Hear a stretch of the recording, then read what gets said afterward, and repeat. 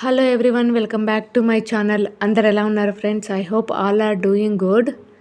చాలా రోజుల తర్వాత లాంగ్ వీడియోని పోస్ట్ చేస్తున్నాను ఫ్రెండ్స్. ఎందుకంటే రీసెంట్గా మేము అరుణాచలం వెళ్ళాము. దాని గురించి మీకు క్లియర్గా చెప్పాలని టైం తీసుకున్నాను.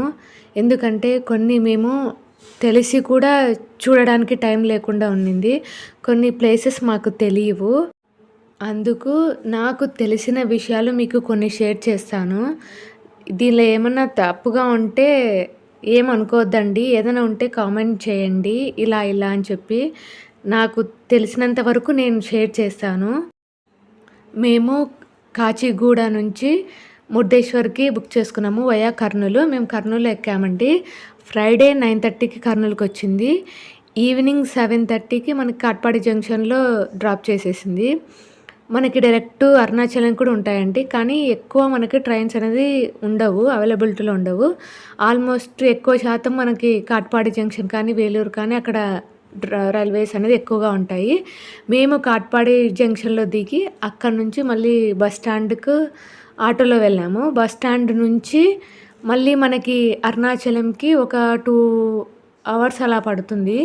కాట్పాడి జంక్షన్ నుంచి బస్ స్టాండ్కు పర్ హెడ్ మేము 30 రూపీస్ ఇచ్చాము. మేము ఒక 8 మెంబర్స్ ఉన్నాం కాబట్టి 30 రూపీస్ ఇచ్చాము. ఒకవేళ తక్కువగా ఉంటే 40 రూపీస్, అంతకన్నా ఎక్కువ ఇద్దండి. వాళ్ళు ఛార్జ్ అనేది ఎక్కువ అడుగుతారు. మీరు కొద్ది మెంబర్స్ని పట్టుకొని చూసి ఇవ్వండి. అక్కడ నుంచి మన కాట్పాడి బస్ స్టాండ్ నుంచి మన అరుణాచలంకి బస్కి 2 అవర్స్ ఉంటుంది. మేము అక్కడ స్టే చేయడానికి ఏంటంటే, మేము ఆ రోజు ఫ్రైడే నైట్ 9:30 కల్లా మేము అరుణాచలంకి రీచ్ అయ్యాము. అక్కడి నుంచి మాకు తెలిసిన వాళ్ళు ఉంటే వాళ్ళ ద్వారా మేము రూమ్స్ అనేది తీసుకున్నాము. మనకు లాకర్స్ కూడా ఉంటాయి. మనం రూమ్స్ అఫోర్డ్ చేయలేమంటే మనకి లాకర్స్ కూడా అవైలబిలిటీ ఉంటాయి. అవైతే ఒక 200 అలా ఉంటుందేమో. ఒకసారి వెళ్ళినాక కనుక్కోండి, మీకు ఎంత అనేది మీకు తెలుస్తుంది. ఒక హాల్ లాగా ఉంటుంది, అందులో పడుకోవడానికి ఒక చాప, కామన్ బాత్రూమ్ ఉంటుంది. అలా కూడా తీసుకోవచ్చు, లేకపోతే రూమ్స్ తీసుకోవచ్చు, ఎలా అయినా తీసుకోవచ్చు. మేము ఆ రోజు నైట్ అక్కడే స్టే చేసి మార్నింగ్ దర్శనానికి వెళ్ళామండి. మార్నింగ్ మనకి 5:30 నుంచి ఓపెన్లోనే ఉంటుంది. ఏంటంటే మనకి 5:30కే అభిషేకం టికెట్స్ ఉంటాయి. అభిషేకం టికెట్స్ కూడా మనం ఆన్లైన్లో బుక్ చేసుకోవచ్చు. మాకు తెలియక మేము బుక్ చేసుకోలేదు. ఒకవేళ మీరు వెళ్ళాలనుకుంటే అభిషేకం టికెట్లు మార్నింగ్ కానీ ఈవినింగ్ కానీ రిలీజ్ 2 టైమ్స్ ఉంటుంది. అప్పుడు మనం అభిషేకం అనేది చేయించుకోవచ్చు. మాకు గిరి ప్రదక్షిణ చేయడానికి ఆ రోజు నైట్ అంతా వర్షం పడుతుండడం వల్ల మేము చేయలేకపోయాము. అందుకు 9:30కి మామూలు దర్శనం అట్లా వెళ్ళాము. మనకి అక్కడ మళ్ళీ దర్శనానికి అక్కడ మనకి ఫ్రీ దర్శనం క్యూ లైన్ ఒకటి ఉంటుంది. 50 రూపీస్ టికెట్ అనేది ఉంటుంది. మేము 50 రూపీస్ టికెట్ దానికి వెళ్ళాము. మనకి దేవుడి దగ్గర కూడా 3 లైన్స్ అనేవి ఉంటాయి, 3 క్యూ లైన్స్. థర్డ్ వన్ వచ్చేసి ఫ్రీ క్యూ లైన్ ఉంటుంది. సెకండ్ వన్ వచ్చేసి 50 రూపీస్ టికెట్ ఉంటుంది. ఫస్ట్ వన్ వచ్చేసి నాకు తెలిసి దర్శనం చేసుకునే వాళ్ళు ఎవరైనా అట్లా వీఐపీస్ అట్లా ఉంటారేమో తెలీదు. ఆ ఫస్ట్ లైన్ ఉంటుంది. మేమేంటంటే మార్నింగ్ 50 రూపీస్ టికెట్ పోయినందుకు మాకు సెకండ్ లైన్ దర్శనం అనేది జరిగింది. అదే రోజు ఈవినింగ్ మేము గిరి ప్రదక్షిణ చేసి, అదే రోజు ఈవినింగ్ సాటర్డే ఈవినింగ్ మేము గిరి ప్రదక్షిణ చేసి దర్శనానికి వెళ్ళామండి. అలానే వెళ్ళాము. వెళ్ళినప్పుడు మేము 50 రూపీస్ టికెట్ లైన్లోనే వెళ్ళాము. ఎక్కువ మంది ఉండడం వల్ల మాకు ఇంకో గేట్ పక్కనే ఇంకో గేట్ ఉంటుంది, అది ఓపెన్ చేశారు. అది అనేది శివునికి దగ్గరలో ఉంటుంది, ఫస్ట్ క్యూ లైన్లో ఉంటుంది. మా అదృష్టం కొద్దీ మేము శివుని ఫస్ట్ లైన్లో ఉండి దర్శించుకున్నాము. అలా ఎక్కువ మంది ఉంటే అలా గేట్ ఓపెన్ చేసేస్తారు.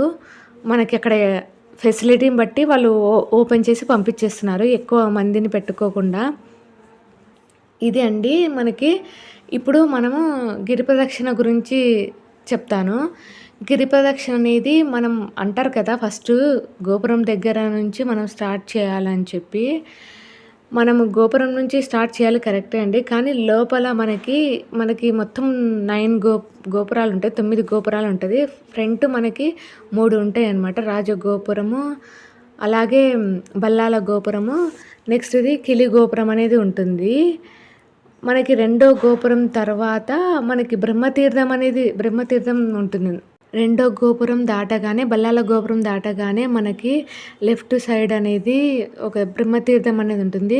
అక్కడ మనము వాటర్ కొద్దిగా నెత్తి మీద చల్లుకొని అక్కడే బ్రహ్మలింగం అనేది ఉంటుంది. అక్కడ ఫస్ట్ లింగం అండి. అక్కడ దర్శించుకొని మళ్ళీ మనం వెనక్కి వచ్చి అక్కడ గోపురానికి మొక్కొని మనం అక్కడ టెంకాయ కావాలి టెంకాయ ఏదన్నా కర్పూరం వేసి టెంకాయ కొట్టేసి మనం అక్కడ నుంచి అనేది ప్రదక్షిణ అనేది స్టార్ట్ చేయాలి.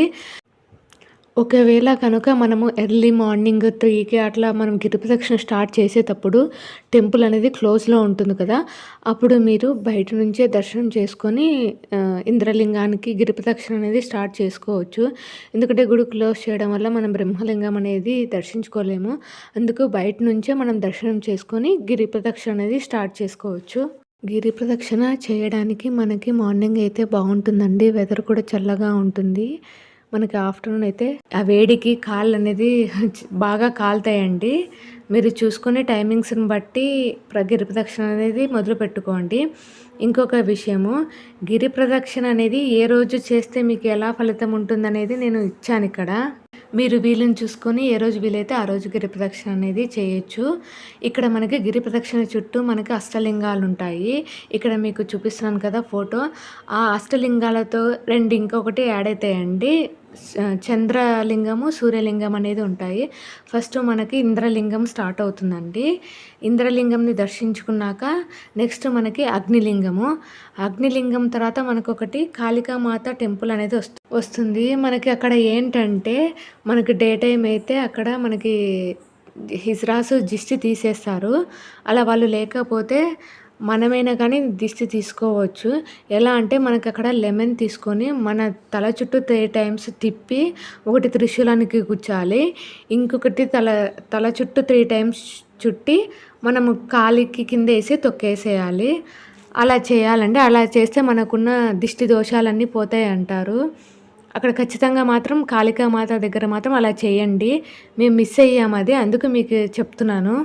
నెక్స్ట్ వచ్చేసి యమలింగం అండి. ఇలా మనకి అన్నీ కూడా ఎడమ వైపే ఉంటాయి.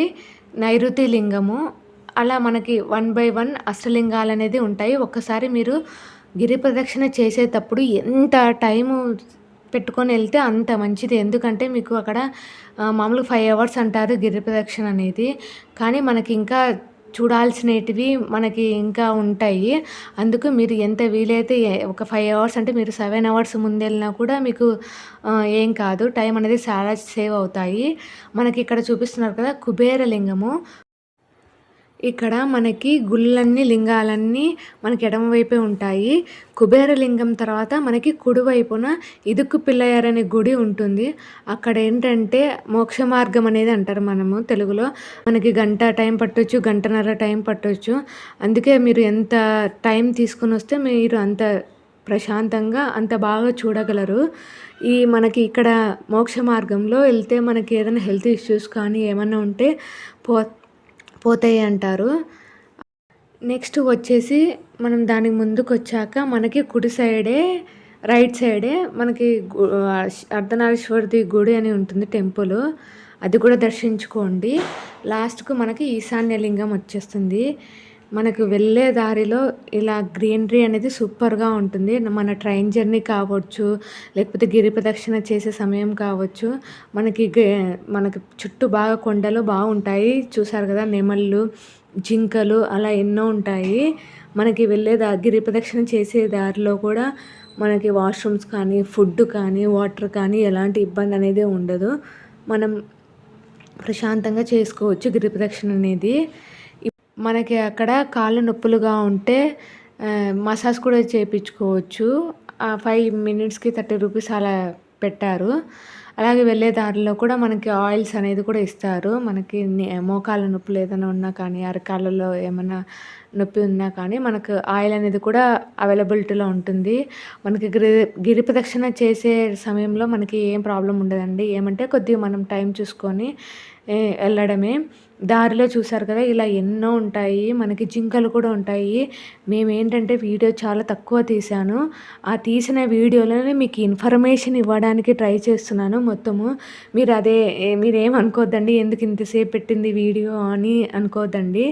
నేను తీసిన కొద్ది వీడియోలోనే మీకు ఇన్ఫర్మేషన్ మొత్తం ఇవ్వాలని ట్రై చేస్తున్నాను. అందుకోసం కొద్దిగా స్లోగా పెట్టాను వీడియో అనేది. ఇప్పుడు మనకి గిరి ప్రదక్షిణ అనేది లాస్ట్‌కి ఈశాన్యలింగం అయిపోతుంది కదా! అక్కడి నుంచి మనకి మళ్ళీ రాజగోపురం దగ్గరికి రావాలి. రాజగోపురం దగ్గరికి వచ్చి అక్కడ మళ్ళీ మనము హారతి వెలిగించి అక్కడికి మనము ముగించుకోవాలి మన గిరి ప్రదక్షిణ అనేది. మన ఓపిక ఉంటే దర్శనానికెళ్ళొచ్చు. లేదంటే మనం మళ్ళీ కొద్ది టైం తీసుకొని వెళ్ళొచ్చు. మన గిరి ప్రదక్షిణలోనే చాలా వస్తాయండి. మనకి అగ్నిలింగం ఫస్టు మనకి ఇంద్రలింగం, అగ్నిలింగం తర్వాత రమణ మహర్షి ఆశ్రమం వస్తుంది, స్కంద ఆశ్రమం వస్తుంది, శేషాద్రి ఆశ్రమం, ఇలా ఆశ్రమాలనేవి వస్తాయి. మీరు వీటికి సపరేటు మళ్ళీ ఆటో బుక్ చేసుకొని చూడడం మేలు. ఎందుకంటే మనకి రమణ మహర్షి ఆశ్రమంలో చూడాల్సినటివి చాలా ఉన్నాయి. అది మీరు మళ్ళీ సమయం తీసుకొని ఆటో తీసుకొని వచ్చి చూడొచ్చు.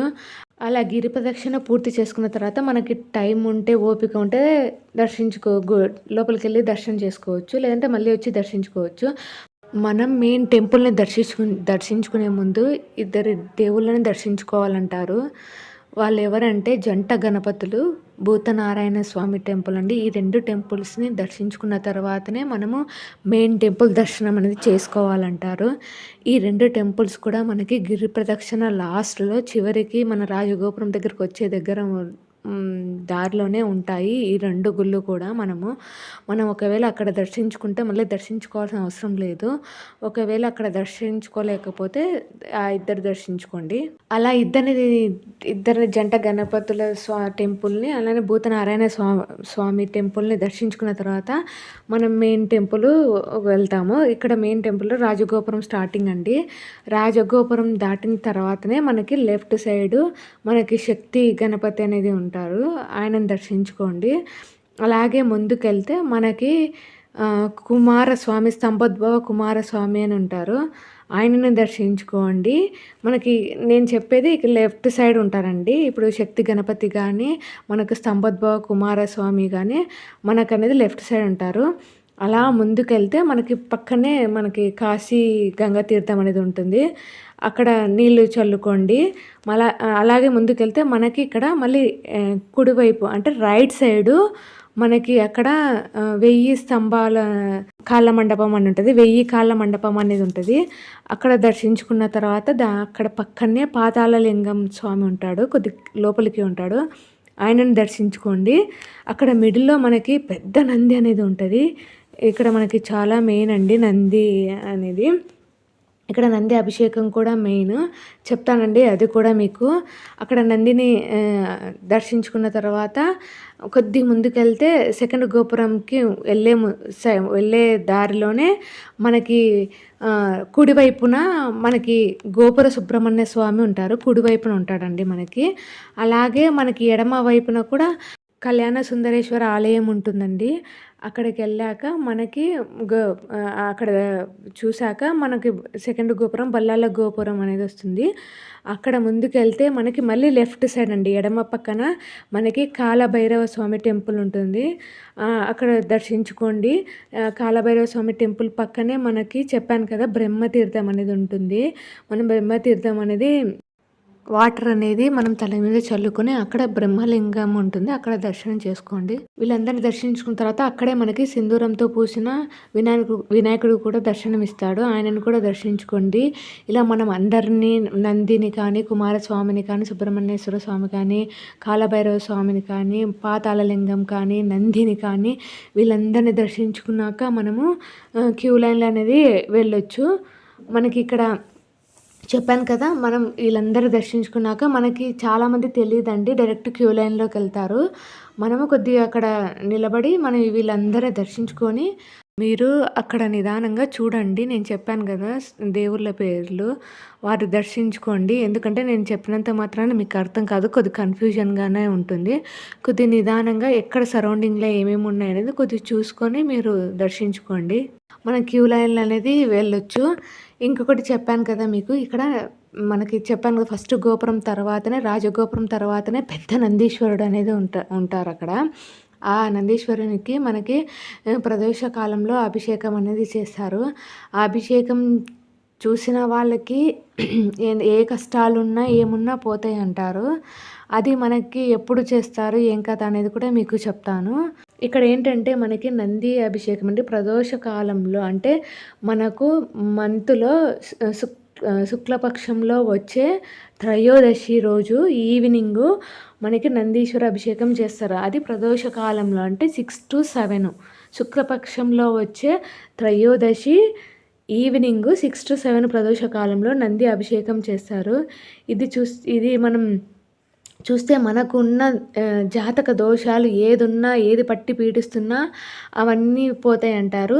మీరు ఈసారి ఎప్పుడైనా వెళ్ళే ముందు ఇవన్నీ చూసుకోండి. అంటే ఏంటంటే ఇది ప్రదోష అభిషేకము గానీ, నంది అభిషేకం గానీ, ప్రదోష కాలంలో నంది అభిషేకం కానీ, అలాగే మార్నింగ్ శివ అభిషేకం కానీ, ఈ 2 చూసుకొని మీరు వెళ్ళండి.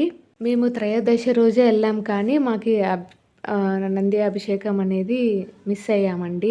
ఎందుకంటే మేము ఆఫ్టర్‌నూన్ 12కి అలా స్టార్ట్ చేసాము గిరి ప్రదక్షిణ అనేది. ఈవినింగ్ 7:30 అలా అయింది. అప్పటికే అభిషేకం అనేది అయిపోయింది. అందుకు మీకు చెప్తున్నాను. ఇవన్నీ చూసుకొని టైమింగ్స్ అనేది కొద్దిగా సెట్ చేసుకొని వెళ్ళండి. మీకు ఇక్కడ చూపిస్తున్నాను కదా, మనకి ఇక్కడ చూసారు కదా టెంపుల్ నమూనా ఎలా ఉందనేది. మనకి ఇక్కడ చూస్తే క్లియర్‌గా అర్థమవుతుంది. ఎన్ని గోపురాలు ఉన్నాయి, ఎలా ఎలా ఎక్కడ ఏమున్నాయి అనేది చూస్తే మనకు అర్థమవుతుంది. మనకిక్కడ ఫోన్స్ అలో ఉంటదండి. మనకేం ఫోన్స్ అలా ఏమి ఎక్కడ పెట్టాల్సిన అవసరం లేదు. ఫోన్స్ అయితే లోపలికి అలో ఉంటది. కానీ గర్భగుడిలో అయితే ఎవరు వీడియో తీయలేదు. ఫోన్స్ అయితే బయటకి తీయలేదు. ఎంతసేపు ఉన్నా గర్భగుడి ముందుకే ఫోన్స్ అనేది ఆఫ్ చేసేసారు. క్యూ లైన్‌లో ఉన్నప్పుడు కానీ అక్కడ తీశారు కానీ గర్భగుడిలో మాత్రం ఎవరు వీడియో తీయలేదు. ఫోన్స్ అయితే అలా ఉంది. ఇక్కడ టైమింగ్స్ అన్నీ నాకు కూడా క్లియర్‌గా తెలీదు. మార్నింగ్ 5:30 నుంచి 12:30 అంటున్నారు. 4:30 నుంచి నైట్ 9:30 అంటున్నారు. ఒకసారి చెక్ చేసుకోండి మీరు టైమింగ్స్ అనేది. ఇక్కడ మీకు చూపిస్తున్నాను కదా ఒక ఫోటో అనేది. ఇక్కడ 3 గోపురాలు ఉంటాయండి. రాజగోపురం, బల్లాల గోపురం, కిలి గోపురము. ఈ 3 గోపురాలు దాటిన తర్వాత మనకి లెఫ్ట్ సైడు ఒక వృక్షం అనేది ఉంటుంది, పొగడవ చెట్టు అని. ఆ వృక్షం దగ్గర ఒక సర్కిల్ వేసింటారండి. ఆ సర్కిల్ దగ్గర మనం నిలబడి చూస్తే మనకి అక్కడ 9 గోపురాలు కనిపిస్తాయంట. మీరు వెళ్తే గాన ఆ పాయింట్ని అయితే మిస్ అవ్వద్దండి. అక్కడ నుంచి అయ్యవారి దర్శనం అయ్యాక తర్వాత అమ్మవారి దర్శనం చేసుకొని మళ్ళీ మనం వచ్చే దారిలోనే మనకి బదరిక వృక్షం అనేది ఉంటుంది. ఆ వృక్షము మన మారేడు చెట్టు, రావి చెట్టు 2 కలిసిన వృక్షం అండి. ఆ వృక్షానికి కానీ మనకు పిల్లలు కాని వాళ్ళు ఎవరైనా ఉంటే ఉయ్యాల కడితే పిల్లలు అవుతారని నమ్మకము. అలాగే మనం ఆ చెట్టు చుట్టూ ప్రదక్షిణ చేసినా ఎలాంటి సమస్య ఉన్నా కానీ తీరిపోతుందనే నమ్మకం అండి. ఆ చెట్టు మీద కూడా మనకి సిద్ధులు అనేవాళ్ళు ఉంటారు. ఆ సిద్ధులు ఎలా అంటే బల్లుల రూపంలో ఉంటారు. అవి కూడా సేమ్ మనకి వృక్షంలో లానే ఉంటాయి. అంటే మనకు కనపడవండి, కలిసిపోతాయి వృక్షంలోనే. మనము కొద్దిగా నిదానంగా చూస్తే మనకి కనిపిస్తారు. మేము ఇది మిస్ అయ్యామండి, మాకు తెలీదు. అందుకు మీకు చెప్తున్నాను. వెళ్ళినప్పుడు ఇక్కడ చూడండి. మీకు ఒకసారి ఎంతమంది సిద్ధులు కనపడ్డారనేది చూసుకోండి. ఆ సిద్ధుల దయ మన మీద వాళ్ళు చూస్తే మన సైడు ఆ బల్లులు మన సైడ్ చూసినా కూడా ఆ సిద్ధుల దయ మన మీద ఉందనే నమ్మకము. ఒకసారి మీరు వెళ్ళినప్పుడు కూడా చెక్ చేసుకోండి. మీకు కనపడారా లేదా అనేది, కనపడిందా లేదా అనేది. అలాగే మనకు ఒక ప్లేస్ కాదండి అరుణాచలంలో చెప్పడానికి. ప్రతి అడుగు స్పెషలే, ప్రతి గుడి స్పెషలే. నేను ఏంటంటే మీకు మెయిన్‌వి చెప్తున్నాను. చాలా ఉన్నాయండి మనం చూడాల్సినటివి, కానీ మెయిన్ మనం దర్శించుకోవాల్సినవి మాత్రమే చెప్తున్నాను మీకు. వీళ్ళందరినీ దర్శించుకున్న తర్వాత మనకి ప్రసాదాలు కౌంటర్ ఉంటుందండి. మనకు అక్కడ లడ్డు, గారెలు అవి ఇస్తారు. అవి తీసుకోవచ్చు. ఇంకా బయటకు వచ్చాక ఇక్కడ షాపింగ్ అండి. ఎంత కావాలన్నా ఉంటాయి. మనకి ఇక్కడ ఎక్కువ అంటే రుద్రాక్షలు, అలాంటి మాలలు, స్ఫటిక మాలలు చూస్తున్నారు కదా. ఇలా లింగాలు, స్ఫటిక లింగాలు, మాలలు చాలా ఉంటాయి. షాపింగ్‌కి అయితే మనకు చేసుకోవచ్చు. కానీ కొన్ని ఉంటాయన్నమాట. మనం తీసుకోవాలా లేదా అనేది ఒకటికి 2 సార్లు ఆలోచించి తీసుకోండి. ఎందుకంటే కొన్ని కరుంగలి మాల ఒరిజినల్ అంటారు. అది చూస్తే ఫేక్‌గా ఉంటుంది. రుద్రాక్షలు మంచివి అంటారు. అవి చూస్తే ఫేక్‌గా ఉంటాయి. అందుకని ఒకటికి 2 సార్లు చెక్ చేసి మీరు తీసుకోండి. ఇక్కడ చూసారు కదా స్వీట్స్ అవి కూడా ఉంటాయి. మీకు అన్నీ ఉంటాయి. పూజకు సంబంధించిన వస్తువులు కానీ, కుంకుమలు కానీ, విభూది కానీ, మనకిక్కడ గోపురముది బొమ్మ అంటారు చూడండి, అది కూడా స్టాచ్యూ లాంటిది కూడా ఉన్నాయి. పిల్లలకు తీసుకోవడానికి బొమ్మలు కూడా ఉన్నాయి. మీకు ఇక్కడ ఒకటి చెప్పడం మర్చిపోయాను. మనం ఒకటే రోజు 3 గుళ్ళను దర్శించుకుంటే ఎంతో పుణ్యం వస్తుందంటారు. అవి ఏంటంటే మన శివునికి శిరస్థలము, వక్షస్థలము, అలాగే పాదస్థలము. ఇక్కడ మీకు ఫోటో పెడతాను చూడండి. ఆ 3 అలా మన కొండ అనేది అలా ఉంటుంది. అందుకు శివుడు పడుకుంటే ఎలా ఉంటుందో ఆ కొండ కూడా అలా ఉంటుందని అలా ఉంటుంది అంటారు. ఫస్ట్ వన్ వచ్చేసి ఆ 3 ప్లేసెస్ ఏంటో చెప్తాను. ఆది అన్నమలై టెంపుల్, అరుణాచలము, అరుణగిరినాథన్ టెంపుల్. మీరు ఈ 3 ఒకటే రోజు దర్శించుకుంటే ఎంతో పుణ్యం వస్తుంది అంటారు. ఒకసారి మీరు వెళ్తే అక్కడ ఖచ్చితంగా వెళ్ళండి. మనకి ఇక్కడ ఫస్ట్ మెయిన్ పాయింట్స్ ఏంటంటే గిరి ప్రదక్షిణ ఖచ్చితంగా చేయండి. మీకు వీలైతే శివాభిషేకము, నందికి ప్రదోష కాలంలో అభిషేకము, అలాగే ఈ 3 ప్లేసెస్ ఒకేసారి దర్శనం చేసుకోవడము, రమణ మహర్షి ఆశ్రమము, అలా మిగతావి చాలా ఉన్నాయి. మీరు ఒకరోజు కాకోకుండా ఒక 2-3 డేస్ టైం కేటాయించుకొని మీరు వెళ్ళి అన్నీ చూసి రావచ్చు. ఎందుకంటే మనకి గిరి ప్రదక్షిణ టైం పడుతుంది. మళ్ళీ ఇవి మనకి రమణ మహర్షి ఆశ్రమం కానీ ఈ 3 గుళ్ళు కానీ వెళ్ళాలంటే మనం ఆటో తీసుకొని వెళ్ళాల్సి వస్తుంది. అందుకని మీరు టైం కేటాయించుకొని వెళ్ళండి. మనం అనుకుంటే కాదు, అరుణాచలానికి వెళ్ళాలంటే ఆ స్వామి అనుకొని మనల్ని పిలిస్తే తప్ప మనం వెళ్ళలేము. అందుకు ఒకటికి 2 సార్లు మనం కొద్దిగా ఆలోచించుకొని టైం షెడ్యూల్ చేసుకొని అన్నీ కవర్ చేసుకునే తరలో దర్శనం చేసుకోవచ్చు. మేము ఇంకా సాటర్డే ఈవినింగ్ గిరి ప్రదక్షిణ చేసి దర్శనం చేసుకొని నైట్ అక్కడే ఉండి సండే మార్నింగ్ బయలుదేరామండి. ఇదండి నా అరుణాచల యాత్ర విశేషాలు. అలాగే మీకు ఈ గిరి ప్రదక్షిణ గురించి కొద్దిగా ఎంతో కొంత తెలియజేశానని అనుకుంటున్నాను. ఏదైనా డౌట్స్ ఉంటే కామెంట్ చేయండి. నాకు తెలిస్తే రిప్లై ఇవ్వడానికి ట్రై చేస్తాను. ఇదే అండి. మీకు ఈ వీడియో కనుక నచ్చినట్లయితే నా ఛానల్ని సబ్స్క్రైబ్ చేయండి. అలాగే లైక్ చేసి షేర్ చేయండి. ఎవరికైనా యూజ్ అవుతుందంటే మీకు ఏదైనా డౌట్స్ ఉన్నా కానీ ఈ వీడియో ఎలా ఉందనేది కూడా మాకు కామెంట్ చేయండి. ఇందులో ఏదైనా రాంగ్గా ఉంటే ఏమనుకోవద్దండి. నాకు తెలిసిన ఇన్ఫర్మేషన్నే మీకు చెప్పడానికి ట్రై చేశాను. అర్థమైంది అనుకుంటా. ఒకసారి అర్థం కాకపోయినా 1-2 సార్లు రివైండ్ చేసుకొని వినండి, మీకు అర్థమవుతుంది. ఈ ఇన్ఫర్మేషన్ మీకు ఇచ్చినందుకు ప్లీజ్ సబ్స్క్రైబ్ చేసుకోండి ఫ్రెండ్స్. మీ సపోర్ట్ అనేది నాకు ఇవ్వండి. Thanks for watching friends.